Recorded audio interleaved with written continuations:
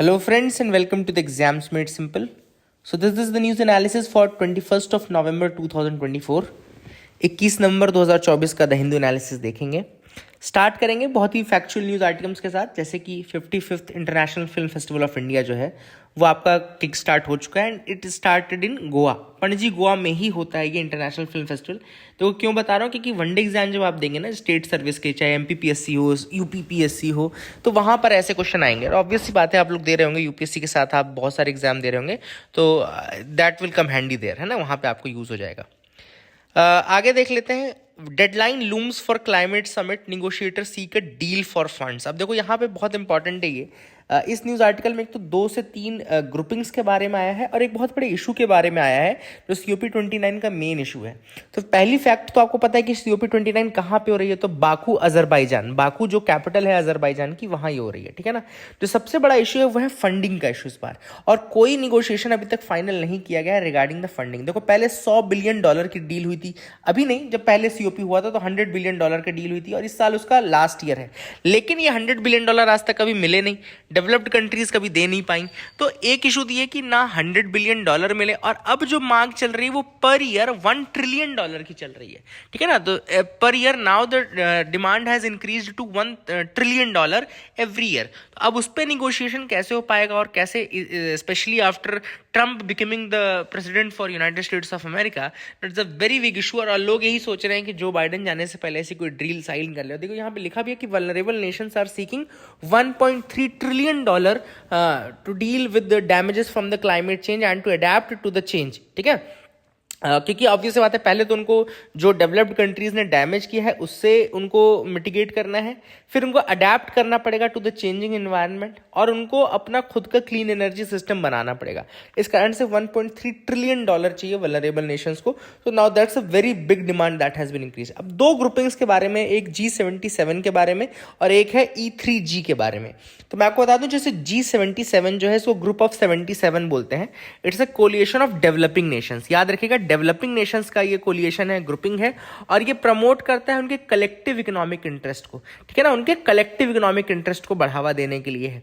और ऑब्वियस बात है, इसमें एक इंपॉर्टेंट चीज जो यूपीएससी आपसे पूछेगा कि कब बना था, तो ये 1964 में बना था, पहला सेशन हुआ था इसका अंकटाड जेनेवा के अंतर्गत. याद रखिएगा, अंकटाड यानी कि United Nations conference on trade and development, उसी के अंतर्गत इसने पहली मीटिंग रखी थी, और 1964 आप याद रख सकते हैं. दूसरा इंपॉर्टेंट है, इनिशियली 77 मेंबर्स थे, इस कारण से इसको G77 बोला गया. लेकिन आज प्रेजेंट में 77 मेंबर नहीं है, आज 134 के आसपास इसमें मेंबरशिप है. तो ये मत कंफ्यूज हो जाना कि G77 लिखा है तो और वो यूपीएससी स्टेटमेंट वन दे दे कि इट हैज ओनली 77 मेंबर्स, तो सही करके मत आ जाना. ठीक है ना. जो तीसरा फंसने वाला पॉइंट है वो ये कि इंडिया मेंबर है या नहीं. Yes, India is a member. China member है या नहीं, तो नहीं, चाइना फुल मेंबर नहीं है. यूएसए और रशिया इसके मेंबर नहीं है, और पाकिस्तान इसका मेंबर है. तो इंडिया पाकिस्तान है, चाइना नहीं है फुल मेंबर, और यूएसए रशिया मेंबर्स नहीं है. तो ये आप याद रखना है G77 के बारे में. दूसरा जो ग्रुपिंग मेंशन था वो था E3G ग्रुपिंग. E3G का मतलब है थर्ड जनरेशन इन्वायरमेंटलिज्म. ये यूरोपियन यूनियन थिंक टैंक है, याद रखिएगा. थर्ड जनरेशन इन्वायरमेंटलिज्म ये यूरोपियन यूनियन थिंक टैंक है, और यहाँ पे इन्वायरमेंटलिस्ट जो है वो फोकस करते हैं ऑन द कंजर्वेशन. देखो थर्ड जनरेशन लिखा हुआ है, तो ऑब्वियस बात है 3 जनरेशन रही होंगी. तो जो फर्स्ट जनरेशन इन्वायरमेंटलिस्ट थे वो स्पीशीज और हैबिटेट को बचाने की बात करते थे. जो सेकेंड जनरेशन थे उन्होंने स्कोप को वाइड किया और कहा कि अब इसमें पॉल्यूशन और नेचुरल रिसोर्सेज को भी हम जोड़ देंगे. और जो थर्ड जनरेशन के इन्वायरमेंटलिस्ट हैं वो चाहते हैं, they are working on building the successful solutions. Problems अब वो हाईलाइट नहीं कर रहे हैं, अब वो सोल्यूशंस की बात करते हैं. तो थर्ड जनरेशन इन्वायरमेंटलिज्म का ये मतलब होता है कि now we are focusing on the solution part, not the problem part. Problem सबको पता है. ठीक है ना. तो I hope you got clarity regarding these facts. ये आपको समझ में आ गए होंगे. थोड़ा हम पीछे से शुरू करते हैं, देखते हैं कुछ और इंपॉर्टेंट न्यूज आर्टिकल हैं अगर.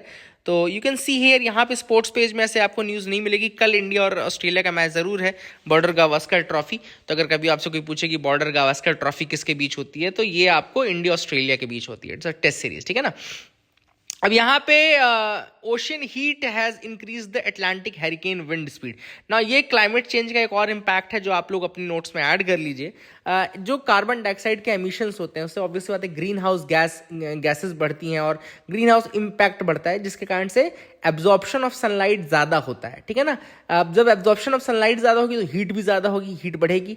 अब इस हीट के बढ़ने के कारण क्या हो रहा है कि जो सरफेस टेम्परेचर है ओशियंस का वो इंक्रीज हो गया है, that has increased a lot, और सरफेस जो है that is now become hotter.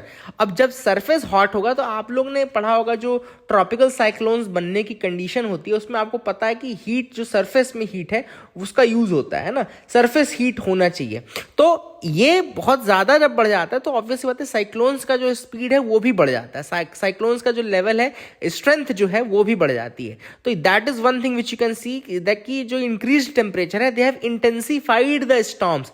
अब 2-3 स्टॉर्म्स के नाम लिखे जैसे डेबी और ऑस्कर, ये 2 स्टॉर्म्स के नाम लिखे हैं डेबी और ये लिखा है देखो ऑस्कर, ये ट्रॉपिकल स्टॉर्म्स थे और ये फुल फ्लेजेड हेरिकेन्स में कन्वर्ट हो गए बिकॉज ऑफ दैट। अब एक इस न्यूज आर्टिकल में बहुत अच्छी चीज मेंशन है जो आप लोग नोट कर लीजिएगा, द साफिर सिम्पसन स्केल, याद रखिएगा ये साफिर सिम्पसन स्केल जो लिखा हुआ है ना, it is that scale which measures the cyclone strength, cyclone की स्ट्रेंथ को मेजर करता है साफिर सिम्पसन स्केल, याद रखिएगा। तो ये this is one thing which you can remember and you should remember for your exam point of view, आपको याद होना चाहिए, ठीक है ना। आई hope you got clarity regarding this news article. तो ये 3 न्यूज आर्टिकल जो थे भी इंपॉर्टेंट हमने डिस्कस किए, और आगे मेरे साथ आप बढ़िए, आगे देखते हैं। अब यहां पे देखो लिखा है news this one, India Australia firm up renewable energy partnership. अब यहां पर बात चल रही है इंडिया और ऑस्ट्रेलिया की, और वो चाहते हैं कि अपना रिन्यूएबल एनर्जी पार्टनरशिप जो है उसको और ज्यादा इंप्रूव करें, ठीक है ना। तो अब एक्चुअली वो लोग बात क्या कर रहे हैं, they have sealed an ambitious renewable energy partnership. इन्होंने एक डील कर ली, हालांकि अभी इस पे इसके जो वेयर अबाउट्स हैं और वो सारी चीजें हैं वो आनी बाकी हैं, but they have sealed an ambitious renewable energy partnership and set their eyes on comprehensive economic cooperation agreement. अब देखो अभी हुआ नहीं है, सीईपीए बोलते हैं। देखो यहाँ पे 2 चीजें हैं, कॉम्प्रिहेंसिव इकोनॉमिक कोऑपरेशन एग्रीमेंट लिखा है और ये एक टर्म लिखा है ECTA, economic cooperation and trade agreement. याद रखना इंडिया और ऑस्ट्रेलिया के बीच में अभी economic cooperation and trade agreement तो है, 2022 में ही साइन हुआ था economic cooperation and trade agreement, लेकिन अभी कॉम्प्रिहेंसिव इकोनॉमिक कोऑपरेशन एग्रीमेंट नहीं साइन हुआ है। तो अब एक इंपॉर्टेंट चीज आपको पता होनी चाहिए कि कॉम्प्रिहेंसिव इकोनॉमिक जो पार्टनरशिप एग्रीमेंट है और economic cooperation and trade agreement जो होता है उसमें क्या डिफरेंस होता है। तो नाम से ही डिफरेंस क्लियर है, जो कॉम्प्रिहेंसिव इकोनॉमिक एग्रीमेंट होता है, पार्टनरशिप एग्रीमेंट, उसका डेप्थ और कवरेज बहुत ज्यादा होता है, मतलब इट्स अ वेरी, मतलब इसकी कवरेज बहुत ज्यादा होती है, it is broader, it has deeper agreements, and ये सिर्फ ट्रेड और गुड्स से रिलेटेड नहीं होता है, ये बाकी जैसे ट्रेड इन सर्विसेज हो गया, इंटेलेक्चुअल प्रॉपर्टी हो गया, इन्वेस्टमेंट प्रोटेक्शन राइट्स के बारे में, ई कॉमर्स, गवर्नमेंट प्रोक्योरमेंट, सारी चीजें डील करता है, कॉम्प्रिहेंसिव है। पर ईसीटीए की जब हम बात करेंगे, यानी कि economic cooperation and trade agreement की जब हम बात करेंगे, तो ये मेजरली फोकस करता है इकोनॉमिक कोऑपरेशन और ट्रेड वाले पार्ट पर, ठीक है ना, यानी कि trade in goods, trade in services, tariff reduction, 3 चीजों पर ये ज्यादा फोकस करता है। तो इस यही डिफरेंस इनके स्कोप में डिफरेंस है, मतलब कि, ठीक है ना। तो I hope you got clarity regarding that as well, ये भी आपको समझ में आ गया होगा। आपके लिए एक छोटा सा सवाल है जिसका जवाब आप मुझे कमेंट सेक्शन में देंगे। कॉफी बोर्ड ऑफ इंडिया, पहला इसमें याद रखिएगा कि कब बना था, व्हेन वाज इट फॉर्म्ड, कब बना ये बताइएगा। सेकंड, क्या ये एक मतलब स्टैट्यूटरी बॉडी है कि नहीं है, और अगर स्टैट्यूटरी बॉडी है तो कौन से एक्ट के अंतर्गत बनाई गई थी। ये 2 सवाल छोटे छोटे आपको मैंने पूछे हैं, एक बार गूगल करेंगे तो आपको मिल जाएगा कॉफी बोर्ड ऑफ इंडिया के बारे में। कमेंट सेक्शन में आप मुझे बताना प्लीज, है ना, do tell me in the comment section. आगे मूव करते हैं, अगला जो टॉपिक है वो है how does PM Vidya Lakshmi scheme differ from other schemes. अब देखो ये हिंदू में बहुत अच्छे तरीके से आज आया था, तो let me tell you in detail as well. सबसे पहले तो हम जान लें कि पीएम विद्या लक्ष्मी स्कीम है क्या। तो PM Vidya Lakshmi scheme is actually an scheme to provide financial support to meritorious students, जो कि ऐसे मेरिटोरियस स्टूडेंट्स हों जो कि हायर एजुकेशन के लिए अप्लाई करना चाहते हैं, उनको फाइनेंशियल सपोर्ट देने के लिए ये स्कीम बनाई गई है, ठीक है ना। अब जो है इसके कुछ कैरेक्टरिस्टिक्स होंगे, ऑब्वियसली बात है स्कीम है तो कुछ कैरेक्टरिस्टिक्स होंगे। तो इसमें जो लोन रहेगा वो कोलैटरल फ्री लोन रहेगा, इसमें गारंटर फ्री लोन रहेगा, बैंक से मिल सकेगा, एंड ठीक है ना, एंड जो फुल अमाउंट है ट्यूशन फीस की वो इसमें कवर्ड रहेगी, and other expenses of the course will also be covered, ठीक है ना। तो फुल फीस जो है tuition fees plus other expenses will be covered collateral free and guarantor free loan ये रहेगा। तो ये 4 कैरेक्टरिस्टिक्स इसके इंपॉर्टेंट याद रखना है। अब इसमें कौन लोग कवर होते हैं, तो गवर्नमेंट ने कहा कि ऐसे students who have gained admission in 860 quality higher education institution. अब इसमें मेन एक जो कैविएट है लगाया गवर्नमेंट ने, वो ये है कि इसमें आपको एडमिशन टॉप के जो NIRF रैंकिंग कॉलेजेस हैं, जैसे अलग अलग कैटेगरीज में 100 कॉलेज इन्होंने ले लिए हैं, टॉप 100, तो ऐसे 860 कॉलेजेस ही क्वालिफाई कर रहे हैं, मतलब बड़ा लिमिटेड स्कोप कर दिया है। तो आगे मैं आपको ये बताऊंगा कि कैसे ये दूसरे स्कीम से डिफर किया, क्योंकि आज के पहले भी स्कॉलरशिप दी जाती थी ना, तो उससे और ये कैसे डिफरेंट है वो भी अपन डिस्कस करेंगे। लेकिन अभी याद रखना है PM विद्या लक्ष्मी के थ्रू आपको ऐसे NIRF के कॉलेजेस ही मिल सकते हैं जो टॉप 100 हो अपनी कैटेगरी के, टॉप 100 है ना। अब अलग अलग कैटेगरी है, मिलाकर के 860 कॉलेजेस हैं। स्कीम में बेसिकली लगभग 22 लाख पोटेंशियल स्टूडेंट्स कवर्ड होंगे, ऐसा मिनिस्ट्री ऑफ एजुकेशन का कहना है। अब देखो क्या था पहले कि केवल 8 लाख से कम तक के बच्चों को मिल पाता था लोन, और इस तरह मतलब इस तरीके का लोन। लेकिन अब स्टूडेंट जिनकी एनुअल फैमिली इनकम जो है पहले क्या था, बिल्कुल जो गरीब तबके के लोग थे केवल उन्हीं को कोलैटरल फ्री लोन और इस सब की स्कीम्स का बेनिफिट मिलता था। लेकिन अब इन्होंने इस लेवल को 8 लाख तक का कर दिया। They have increased that to 8 lakh, कि 8 लाख से कम तक की अगर आपकी फैमिली इनकम है और आपने किसी और दूसरे स्कॉलरशिप का वो नहीं लिया है, फायदा नहीं लिया है, तो आपको basically 3% interest subvention for loan up to 10 lakh rupees will be provided during the moratorium period. तो यहाँ पे आपको 3% का इंटरेस्ट सबवेंशन भी दिया जाएगा, ठीक है ना। तो एक बहुत इंपॉर्टेंट चीज ये भी है, तो that is also very good thing. Then इसके अलावा आपको इसमें देखो क्या है, इसके आप डिफरेंसेस अपन देख लेते हैं कि कैसे ये डिफरेंट है पास्ट स्कीम्स से। देखो पास्ट की जो स्कीम्स रह करती थी उनमें कॉलेज का इतना ज़्यादा इशू नहीं रहता था, क्योंकि NIRF की कोई रैंकिंग ऐसे नहीं थी, उसमें बस एक्रीडेटेड मांगते थे कि ये national assessment and accreditation council के अंतर्गत आना चाहिए या नेशनल बोर्ड ऑफ एक्रीडिटेशन के अंतर्गत आना चाहिए। तो उसके अंतर्गत लगभग ऐसे 15,000 कॉलेजेस थे, 3,348 में तो NBA एक्रीडिटेशन था, है ना। तो बहुत सारे हैं जिसमें जो कि एलिजिबल थे। पहले बहुत ज़्यादा कॉलेजेस में आप एडमिशन ले सकते थे इस लोन के थ्रू, लेकिन अब इन्होंने NIRF रैंकिंग को थोड़ा इंपॉर्टेंस दे दी है कि भैया अपनी कैटेगरी में केवल टॉप 100 के लेने हैं। तो ऑब्वियस सी बात है, इससे जो स्टूडेंट्स के ऊपर प्रेशर है वो काफ़ी ज़्यादा बढ़ जाएगा, ऐसा ऑथर का कहना है। रैंकिंग ज़्यादा इंपॉर्टेंट हो गई हैं लोन एलिजिबिलिटी के लिए, so that is one thing जहां ऑथर को लगता है कि कुछ ऐसा ना हो कि कुछ लोग मिस आउट हो जाएं, है ना। एंड एलिजिबल इंस्टीट्यूशंस के नंबर कम कर दिए हैं और लोगों के ऊपर प्रेशर जरूर बढ़ सकता है इससे, ठीक है ना। और दूसरा ऑथर ने यह भी कहा कि चूंकि अब टॉप 100 के ही एडमिशन मिल सकते हैं, तो हो सकता है बैंक्स हायर रेट्स चार्ज करने लगे और बाकी कैंडिडेट्स को रिजेक्ट करने लगे जो कम इंटरेस्ट पे ले सकते हैं। तो एक ये भी इशू है जो ऑथर ने कि बैंक्स की मोनोपोली बढ़ सकती है। तो these are the issues which are there. Should packaged food content be labelled, obviously बात है होना चाहिए, लेकिन अब इसमें हम देख लेते हैं। रिपोर्ट आई उसके बारे में बता दूं।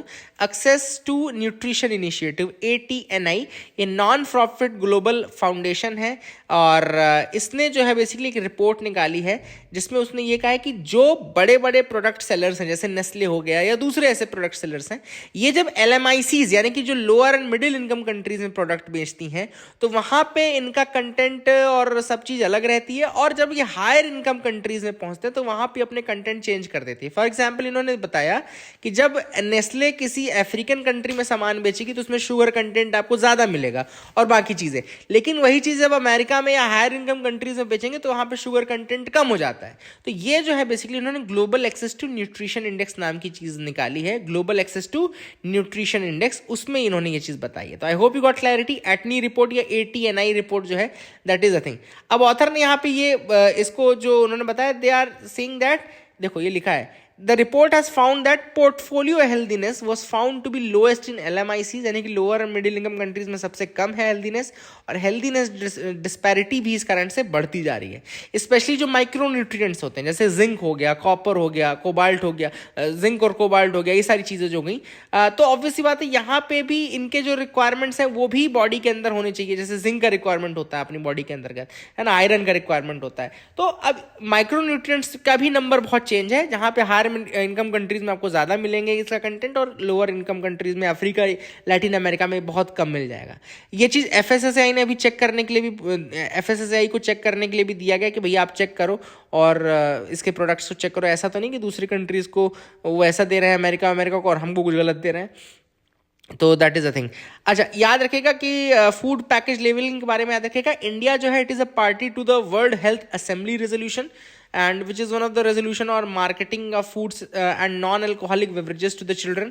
और यहाँ पे आप लोगों को पता है कि इंडिया ने एक लॉन्च 2017 में लॉन्च किया था national multi sectoral action plan for prevention and control of common NCDs, यानी कि नॉन कम्युनिकेबल डिसीजेस को रोकने के लिए हमने स्टार्ट किया था 17 से 22 तक का। लेकिन उसमें कोई प्रोग्रेस हमको मिली नहीं, क्योंकि ये कह रहे थे भाई कि पैकेजिंग में आप sugar content, sodium content front में डालो, लेकिन उस पे भी अभी कुछ ज़्यादा निकला नहीं है। एंड इंडिया में भी आपको बता दो कि यूएन का डेटा है कि 50% लोग तो हेल्दी डाइट अफोर्ड ही नहीं कर सकते, है ना। तो that is the issue going on, और इंडिया में भी एनसीडी यानी कि नॉन कम्युनिकेशन डिजीज का जो बर्डन है वो सबसे ज़्यादा है। तो ऐसे में बहुत ज़्यादा सावधानी रखने की हमको आवश्यकता है, वही चीज़ ऑथर ने यहाँ पे मेंशन की है। आई hope you got clarity. The long fight for accessibility dignity in the Indian prisons. अब यहाँ पे जो ऑथर लेने सौम्या जैन है, हालांकि आई थिंक ये एक स्टूडेंट ही होंगे, अभी देखो रिसर्च फेलो ही हैं Vidhi centre for legal policy, so they don't know the prison very well, but I can tell you very well about this thing. क्योंकि इनका ये कहना है कि भाई प्रिजन के अंदर सुविधाएं नहीं दी जाती हैं, उनको व्हील चेयर नहीं दिया गया, जो बेसिक ह्यूमन नीड्स हैं वो पूरी नहीं की। बहुत सारे लोगों का इन्होंने एग्जाम्पल दिया है। तो अब मैं आपको थोड़ा सा जैसे ऑथर ने क्या बोला है वो बता देता हूँ। ऑथर ने बोला है कि भैया जो क्रिमिनल्स होते हैं उनके भी राइट्स होते हैं, ऐसा कोर्ट ने कहा है, और ऐसे बहुत सारे कन्वेंशंस भी, ऑब्वियस सी बात है कन्वेंशंस हैं भी, है ना। यहाँ भी इन्होंने जीएन साईं बाबा का केस दिया, उन्होंने बोला कि भाई उनको इनह्यूमन कंडीशन में रखा गया था।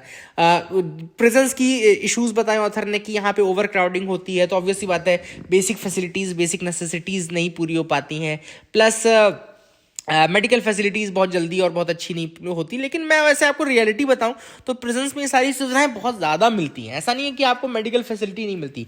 इनफैक्ट ऐसा बंदी जो बाहर अफोर्ड नहीं कर सकता कैंसर का ट्रीटमेंट, अगर वो प्रिजन में है तो उसको वो ट्रीटमेंट भी दिया जाता है। तो मैं आपको बता सकता हूँ कि ये चीज़ें बिल्कुल इतनी ज़्यादा सही नहीं है। हाँ, जो बाहर व्यक्ति हैं उनको ज़रूर ऐसा लगता है कि अंदर कुछ नहीं हो रहा होगा, अंदर सारा दिन मार रहे होंगे, पीट रहे होंगे, बट ऐसा होता नहीं है, ठीक है ना। हाँ, ओवर क्राउडिंग समस्या ज़रूर है, लेकिन वो भी कुछ स्टेट्स में समस्या है। और ऑब्वियसली बात है इंफ्रास्ट्रक्चर में के लिए प्रिजन्स रिस्पॉन्सिबल नहीं है, प्रिजन नहीं बड़ी बन सकते अपने आप। उनको जब तक गवर्नमेंट फंडिंग नहीं मिलेगी, जब तक गवर्नमेंट उनको पैसा नहीं देगी, तो वो अपने आप से कुछ नहीं कर सकते, है ना। और यहाँ पे ऑथर ने कहा है कि there is a neglect of disabled prisoners. Author का ये कहना है, but I don't accept that thing also कि इस तरीके से इनका अब्यूज किया जाता है या ये किया जाता है, नहीं, this is not the case. They are well treated, well provided with the medical facilities and all. But ठीक है, आंसर लिखने के लिए आपको जरूर ऐसा लिखना पड़ेगा। दूसरा इन्होंने एग्जाम्पल स्टैन स्वामी का दिया है ना, दिल्ली प्रिजन में भी उन्होंने कहा कि भाई तिहाड़ जैसे प्रिजन में भी बहुत सारी चीजें लैक कर रही हैं। In fact she is saying that constitutional rights जो है, यानी कि राइट टू जो पर्सन्स ऑफ डिसेबिलिटी है वो उनको नहीं मिल पा रहे हैं। इसके अलावा प्रिजनर्स रिलेटेड 2-3 और अलग अलग इंटरनेशनल कन्वेंशंस भी हैं, जैसे कि United nation convention on right of persons with disabilities, ये डिसेबिलिटी वाले लोगों के लिए, लेकिन प्रिजनर्स जो डिसेबल होते हैं उनको भी मिलना चाहिए। दूसरा नेल्सन मंडेला रूल्स, आपको याद होगा जो डिसेबल्ड प्रिजनर्स के लिए उसने भी रीजनेबल अकोमोडेशन की बात की है, नेल्सन मंडेला रूल्स ने बात की है। और इंडिया में right of persons with disabilities act 2016 में आया था, जो कि कहता है कि you have to protect against the abuse and denial of essential like food and all. तो दो चीज़ें मैं आपको मैं बता दूं कि एक तो मॉडर्न प्रिजन मैनुअल जो है, मॉडर्न प्रिजन मैनुअल, ये 2016 में आया था पहले, और मॉडर्न प्रिजन एक्ट 2023 में आया था, मॉडल प्रिजन एक्ट तो 2023 में आया। तो ये गवर्नमेंट की ही इनिशिएटिव है जिसमें उन्होंने कुछ नए तरीके से प्रिजन्स को रिफॉर्म करने की बात कही है, और इसमें ये सारे फैक्टर्स को काफ़ी ज़्यादा ध्यान दिया गया। मतलब कि जो पनिशमेंट वाला फैक्टर था उसको कम करके अब ये रिफॉर्मेशन रिहेबिलिटेशन की तरफ ज़्यादा जा रहे हैं, ठीक है। तो I hope you got clarity regarding that as well. अगला है planetary crisis puts children at risk. UNICEF की रिपोर्ट आई है जिसमें उन्होंने कहा है कि भैया जो world is facing an unprecedented planetary crisis, जिसमें लगभग half of the world children यानी कि लगभग 1 बिलियन जो है they are living in countries that face a high risk of climate and environmental hazards. मतलब 1 बिलियन के आसपास बच्चे ऐसी जगह रह रहे हैं जहाँ पे जिन कंट्रीज में there is a very high risk of climate and environmental hazards. ये यूनिसेफ की जो रिपोर्ट है वो है state of the world children report 2024, ये रिलीज हुई है state of the world children report. और इसमें उन्होंने जो कहा है कि क्लाइमेट डिस्टेबलाइजेशन जो हो गया, बायोडाइवर्सिटी का कोलैप्स जो है, पोल्यूशन जो है, ये इंटेंसीफाई हो रहा है ग्लोबली। और ऐसी कंट्रीज स्पेशली जो हैं जैसे कि इंडिया हो गई, चाइना हो गई, Nigeria, Pakistan, democratic Republic of Congo, Ethiopia, United states, Indonesia, United Republic of Tanzania, Bangladesh, यहाँ लार्जेस्ट नंबर ऑफ चिल्ड्रन जो होंगे 2025 में 50 तक होने वाले हैं। और ऐसे कंट्रीज़ में अगर आप देखें, इनमें से बहुत सारी अफ्रीकन कंट्रीज़ हैं, इंडिया खुद इज़ एट द रिस्क। तो ये ऑथर ने यहाँ पे मेंशन किया है। आई होप यू गॉट क्लैरिटी, ये आप याद भी रखिएगा, ठीक है ना। आगे मूव करते हैं, देखते हैं कुछ और है। तो यहाँ पे prime minister proposes 7 key pillars to strengthen ties between India and CARICOM. अब देखो, कैरीकॉम मैंने ऑलरेडी आपको बताया हुआ है, लेकिन एक बार फिर से बता देता हूँ कैरीकॉम के बारे में। तो कैरीकॉम कंट्रीज जो हैं, they are the group of countries in the Caribbean region, ठीक है ना। तो कैरिबियन रीजन की कंट्रीज होती हैं जो कि इकोनॉमिक कोऑपरेशन के लिए, डेवलपमेंट के लिए काम करती हैं, ठीक है ना। मेनली जो है इनका कोलैबोरेशन होता है वो इकोनॉमिक होता है।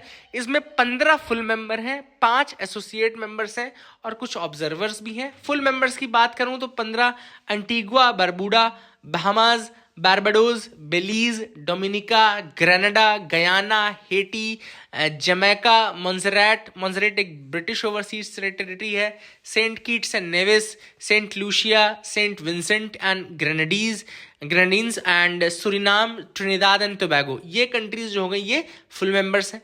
और associate members Anguilla, Bermuda, British Virgin Islands, Cayman Islands, Turk and Caicos island, ये इसके आपके एसोसिएट मेंबर्स हैं, ठीक है ना। 1973 में ये बनी थी, ट्रीटी थी, ट्रीटी ऑफ चगुआ रामास, याद रखिएगा, चगुआ रामास ट्रीटी, एंड 1973 में इसका फॉर्मेशन हुआ था। और मेनली याद रखिएगा इसका जो है वो सिंगल मार्केट इकोनॉमी है, they share single market economy, and यहाँ पे free movement of goods, services, labour and capital होता है। तो that is one thing which is very very important. Countries आप जरूर याद रखिएगा, these are very important countries जो कि आप देख सकते हैं। दे आर 5 T's जो प्रमोट करने के लिए बात की है प्राइम मिनिस्टर मोदी ने इन कंट्रीज के साथ। वो है आपके trade, technology, tourism, talent and tradition. Trade, technology, tourism, talent and tradition. So that is very very good thing, जो कि आप लोग आंसर राइटिंग में भी लिख सकते हैं, the 5 T's, trade, technology, tourism, tradition and talent, ठीक है ना। तो ये आप जरूर याद रखिएगा। एंड ये आपका हो गया, ठीक है। तो that is one thing which is important from this article. I hope you got clarity regarding this as well. ये भी आपको समझ में आ गया होगा, इसको भी आप याद रखिएगा, ऐड कर लीजिएगा अपने नोट्स में। आई होप आपको समझ में आ रही हैं चीज़ें। तो that is it for the day friends. I hope you like our video. Please like and subscribe. Keep loving us, keep sharing us.